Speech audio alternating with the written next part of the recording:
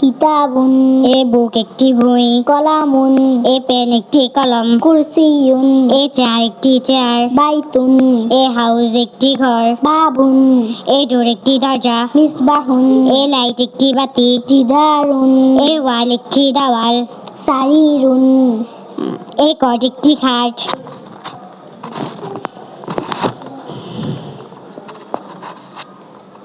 হাযা কিতাবুন this is a বুক ইহা একটি বই, যালিকা কলামুন দ্যাট ইজ এ পেন উহা একটি কলম,